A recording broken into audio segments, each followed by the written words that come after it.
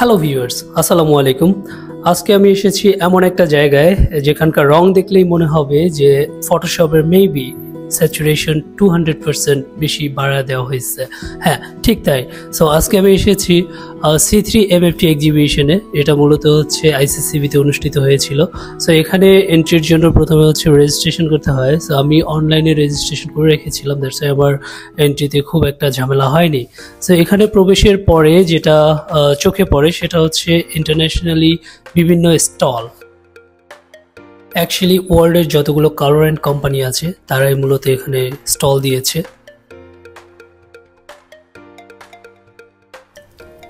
C3MFT মানেই colourants, chemical, compliance, machinery and fashion technology. শুনে কঠিন মনে হলো, এখানে আসলে মজা করেই শেখা যায়। জাস্ট একটু জ্ঞান আর বিনোদনের মিক্সড ড্রিঙ্কস হলো এটা।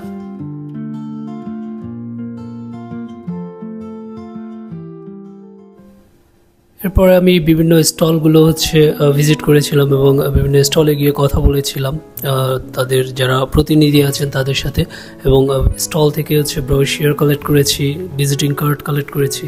সো তাদের সাথে কথা বলে আসলে খুব ভালো লেগেছিল এবং তারা খুব স্পন্টেনিয়াসলি এক্সপ্লেন করতেছিল আসলে তারা কি কি কালার নিয়ে এসেছেন সব কিছু মিলিয়ে।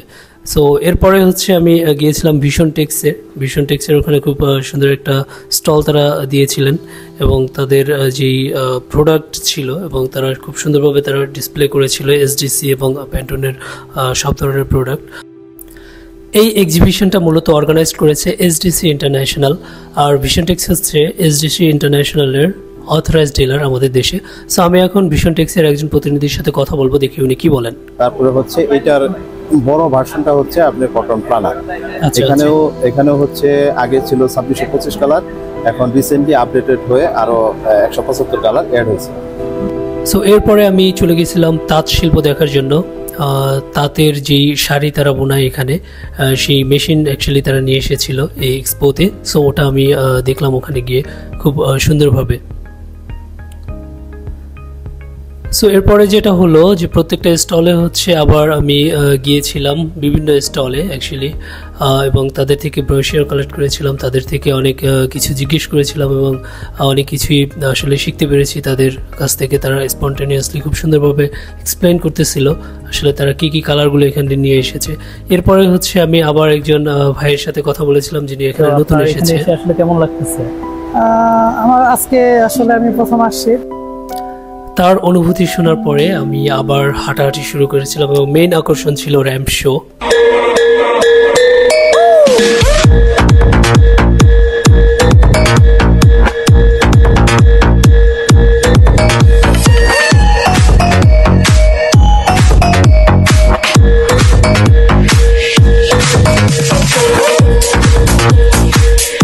তো র্যাম্প শো শেষ করার পরে সন্ধ্যা হয়ে গেছিল এবং আমি আসলে বের হয়ে গেছিলাম। সো এটাই ছিল আজকের আমার C3MFT এক্সিবিশনের ব্লগ।